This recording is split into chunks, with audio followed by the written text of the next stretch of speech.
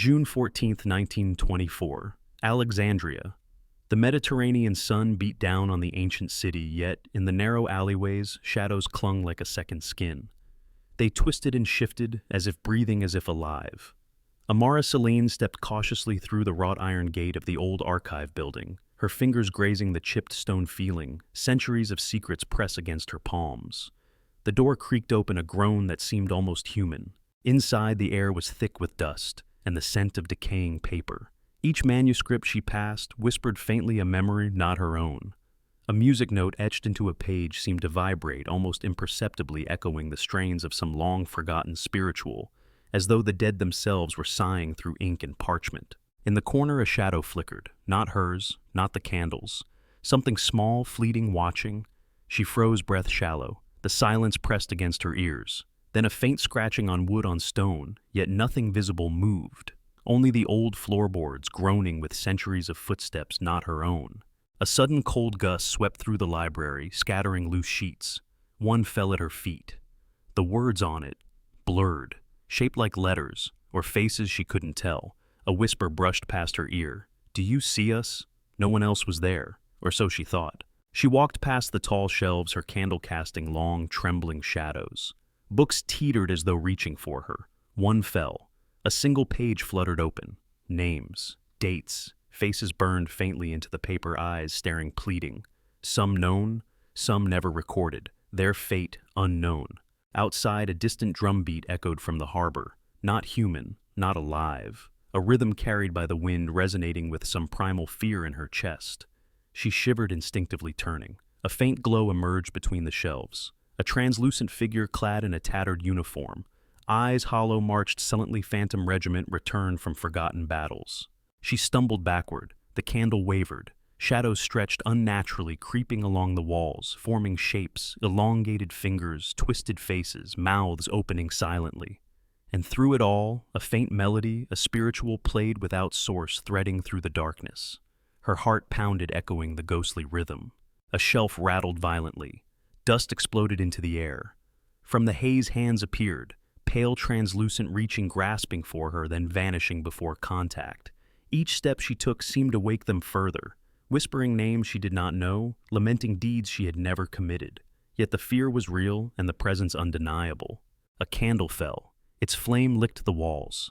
Shadows danced grotesquely, twisting into shapes of animals she had never seen, serpents with human eyes, crows with mouths that whispered secrets. Her breath hitched.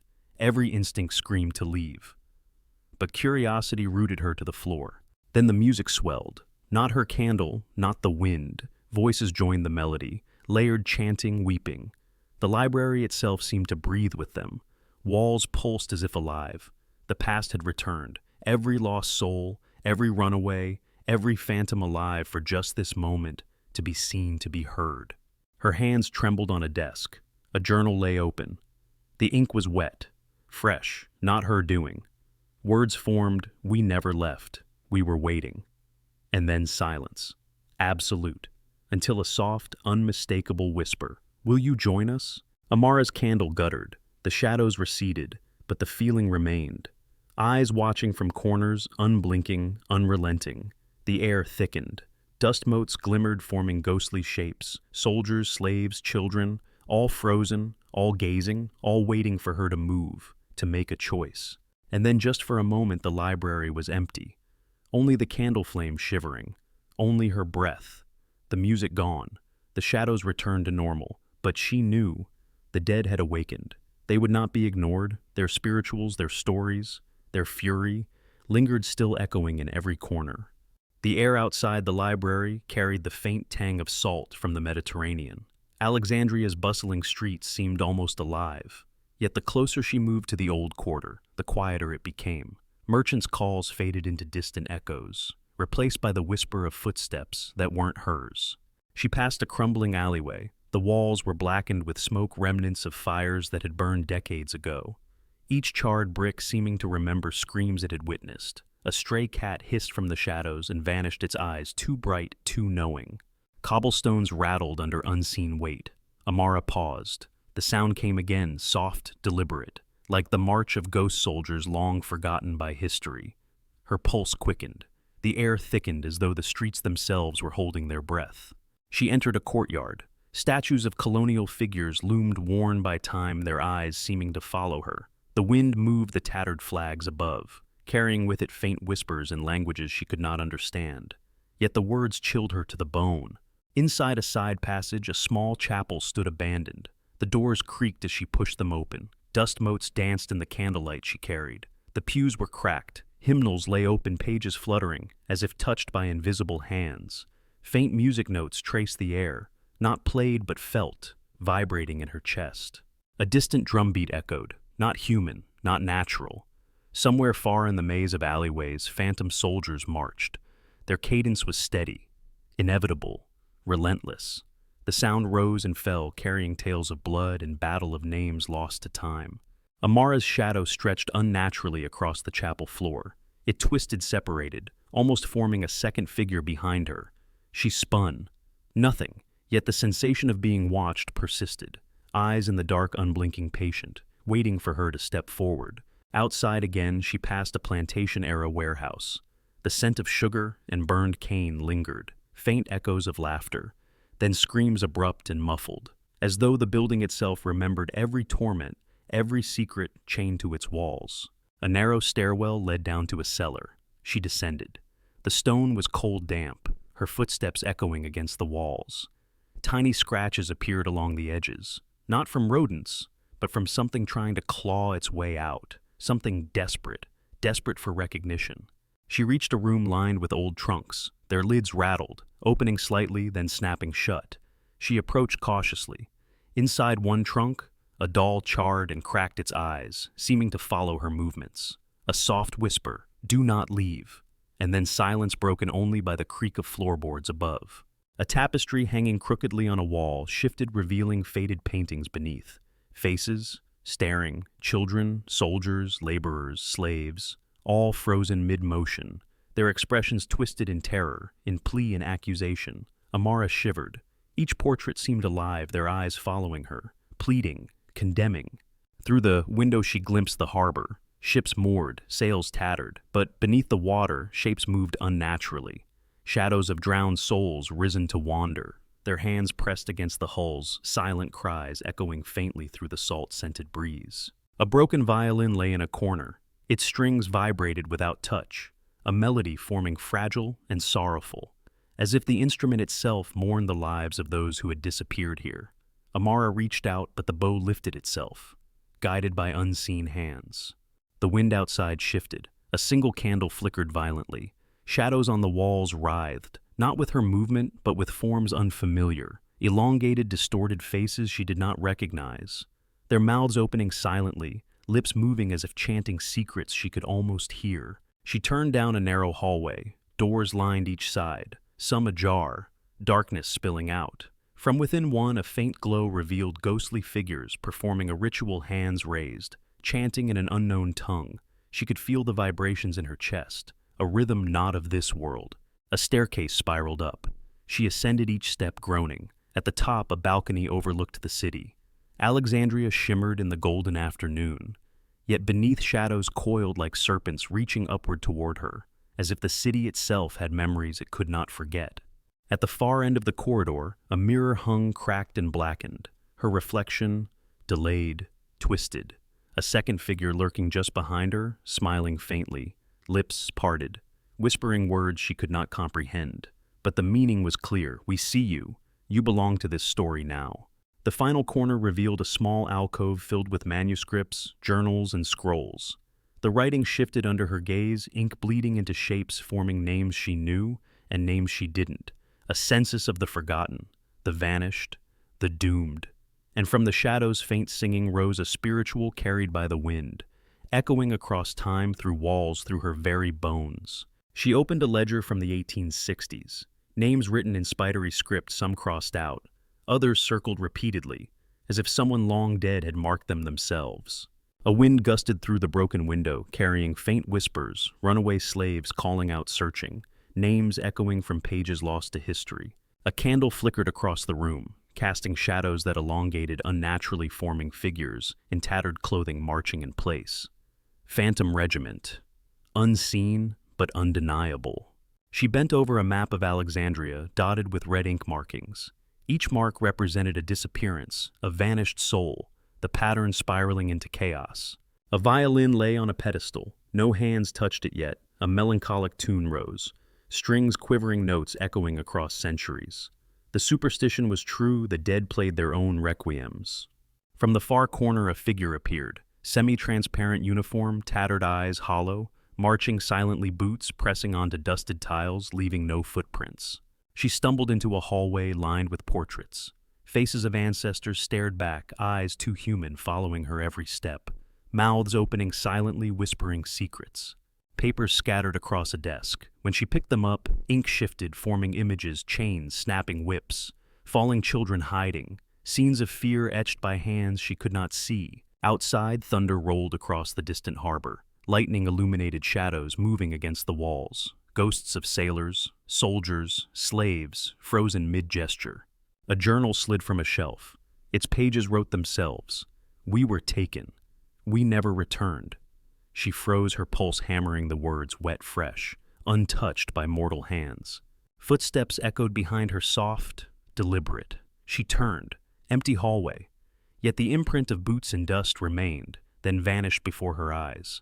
A tapestry shifted. Figures of children, soldiers, and civilians intertwined, faces contorted in agony. She reached out, a hand shot from the fabric, and recoiled just shy of her fingers. A bell chimed somewhere deep in the archive. Not a sound that existed, but a vibration felt in her chest, summoning images of plantations burning, the cries of unseen people carried across time. Candlelight flickered again. Shadows twisted into grotesque forms, serpents with human eyes, crows whose feathers shimmered like shadows.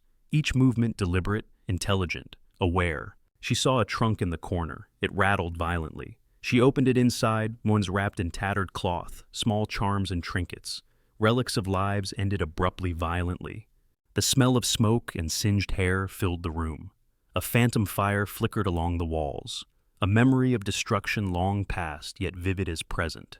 From the ceiling rafters, dust fell in patterns, footprints, handprints, shapes she recognized. But she knew no one had walked there in decades. Yet they were there, watching.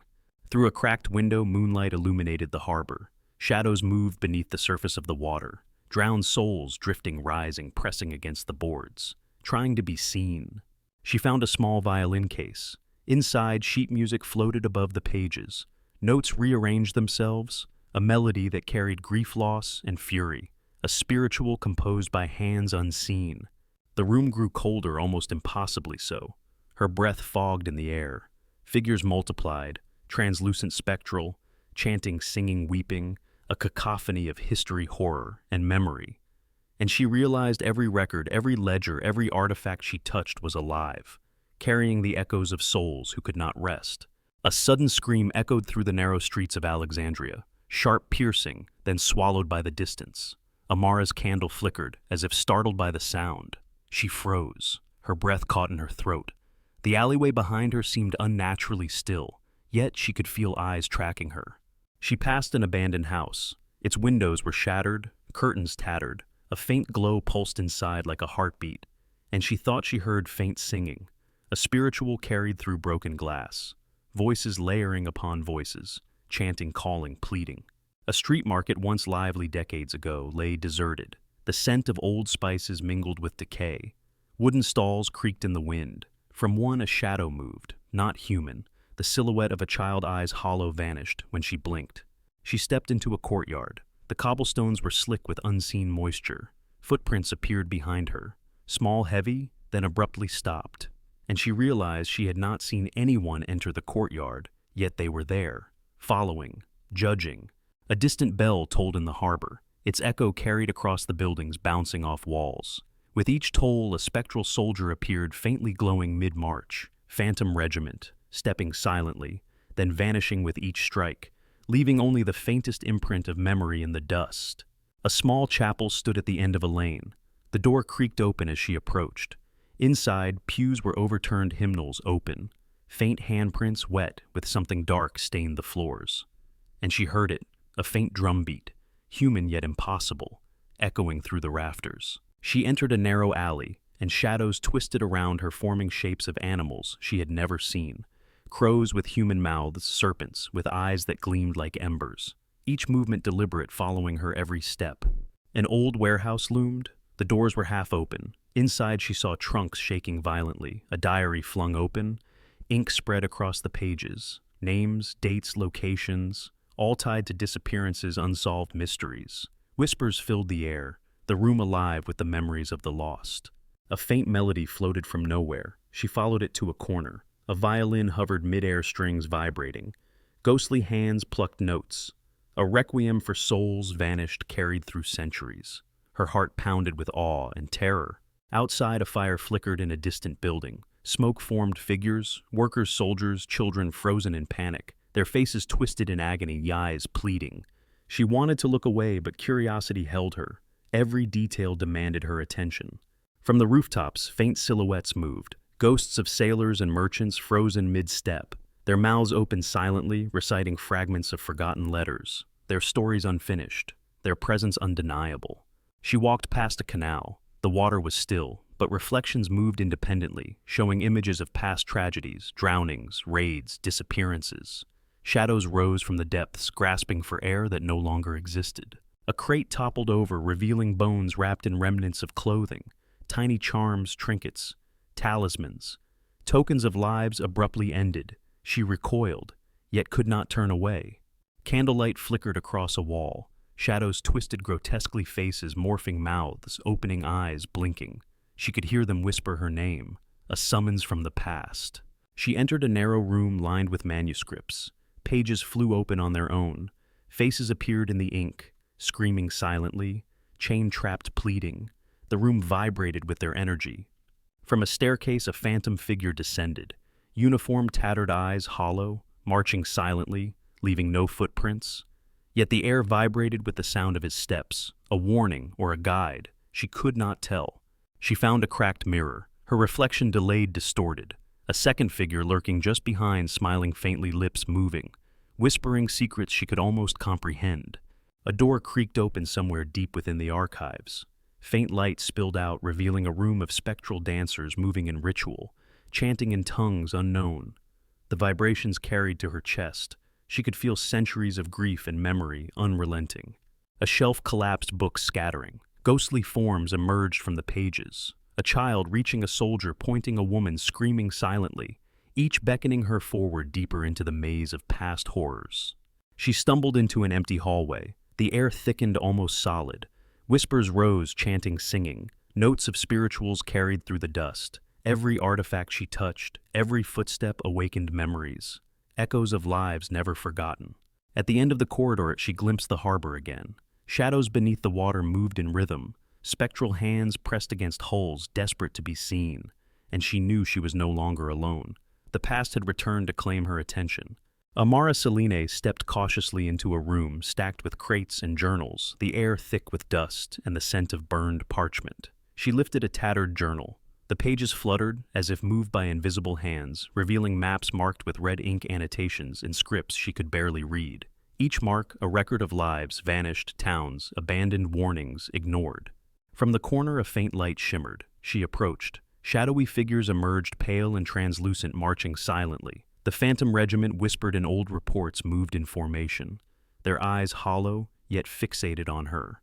She could feel their gaze pressing against her chest, heartbeat sinking to theirs. She reached for a ledger. Names of runaway slaves, soldiers, townsfolk, all fading, some crossed out with angry, jagged strokes. The ink seemed to writhe under her fingertips, forming faces twisted in fear, mouths open in silent screams. She recoiled, yet could not look away.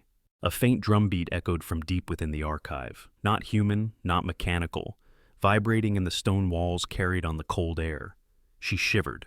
Following the sound, she entered a hall where candles flickered violently, shadows twisting into grotesque forms, serpents with human eyes, crows with mouths whispering secrets, alive with memory, aware of her presence. A window rattled, and outside she saw the harbor moonlit in silver. Shapes moved beneath the water, drowned souls rising to drift above the surface, eyes, staring, hands reaching, pleading for recognition.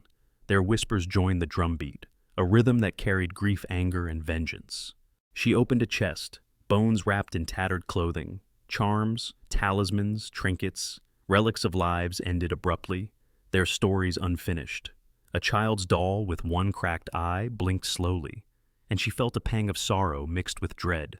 A door at the far end of the hallway creaked open. Faint chanting drifted from within. Amara approached. Inside, ghostly figures performed a ritual, hands raised, eyes glowing faintly. Symbols drawn in dust spiraled across the floor. She recognized some from the old legends, forgotten spirituals now alive, vibrating through the room through her bones. The walls themselves seemed to breathe. Murals of past events appeared, burning plantations, fleeing slaves, phantom soldiers in battle, faces twisted in agony, some crying out silently, others screaming with rage. She felt a cold wind brush her neck, as if being watched by countless eyes. A violin floated from a shelf, strings vibrating. A melody, ancient, sorrowful, angry, filled the hall. Notes danced in the air, forming shapes, shadows of children, soldiers, and workers, each note carrying a memory, a warning, a fragment of their lives stolen or lost. She turned to the stairwell. Dust rose in patterns, footprints, handprints, shapes she recognized, yet impossible, supernatural, leading her upward. Each step groaned with centuries of memory, echoes of footsteps long gone, yet still present. She glanced at a cabinet of manuscripts. Pages shifted to reveal images of rituals, ghostly processions, dream narratives passed down through generations. Spirits of the past rising to be remembered, to warn, to haunt. A faint glow appeared in a corner. She approached cautiously. Figures of soldiers and civilians merged, forming a tableau. A single movement, a hand reaching a foot, stepping paused in eternity. She felt an urgency as if the scene demanded she understand. Candle flames danced along the walls, shadows elongating. Figures of children playing, laughing, then screaming, abruptly vanishing, leaving only the echoes of horror, the residue of trauma, the lingering spiritual song. She found a tattered banner pinned to the wall. Symbols of a forgotten regiment, faded but visible. Ghostly hands traced the embroidery, moving, marching in perfect rhythm. She understood then, this was not memory alone. It was living history, breathing, observing, demanding recognition. From a distant window, a breeze carried a melody of spirituals, each note layered with sorrow, rage, and longing. Voices of the dead joined, echoing across the room. A chorus not of this world, yet impossible to ignore. Dust swirled in circles along the floor, forming patterns, maps of past escapes, flight paths, battle formations. Each swirl a portal into memory, each pattern a story. She felt pulled into them, witnessing events she had no right to see, yet unable to turn away. A bell chimed somewhere deep within. The sound resonated in her chest, vibrating in time with the phantom regiment. Shadows of soldiers appeared, marching across the walls, disappearing as quickly as they came, leaving a residual sense of dread. She reached a narrow hallway, walls lined with mirrors. Her reflection twisted, delayed. Behind her, spectral figures mirrored her movements, smiling faintly, whispering fragments of old songs, some warnings, some pleas. She descended a staircase to a basement chamber. Candles flickered, illuminating rows of shelves. Each shelf contained relics of vanished lives, books, instruments, toys, clothing. Each item hummed with memory, some dark, some sorrowful, all compelling attention. The air thickened. A phantom hand brushed her shoulder. She spun. Nothing. Yet the touch lingered. A warning, a greeting, a claim. The dead had acknowledged her presence. And she understood the archives themselves were alive. A living record of grief, terror, and unfinished stories. Amara Selene felt the floorboards shift beneath her feet, though no one else was in the room. The shadows had thickened, moving independently now, stretching like dark fingers toward her. She tried to steady her breath, but it came in short, ragged bursts. A door slammed somewhere behind her. The echo bounced through the corridors, shaking dust from the rafters. And then she heard them, footsteps, dozens marching in perfect rhythm. Phantom soldiers, their boots never touching the floor, their eyes hollow, burning faintly with memories of battle. She stumbled into the central hall. Candles lined the walls, flickering violently. Shadows twisted along the ceiling, forming faces she knew, slaves, children, soldiers. Their expressions frozen in terror, but their eyes followed her every move, as if judging, accusing, demanding recognition. On a pedestal lay an open ledger. The ink moved across the page, forming new names, disappeared, lost, vanished. Amara realized she was reading events as they happened in real time through centuries. Each name carried weight, each entry a whisper of unfinished lives. A distant melody rose, faint at first, then swelling. Violins played without hands, drums beat without strike. The spirituals of the dead filled the hall. Voices layered over voices crying, laughing, mourning. She felt the vibrations in her bones, a rhythm older than memory. The walls shimmered, murals shifted, plantation fires burned anew.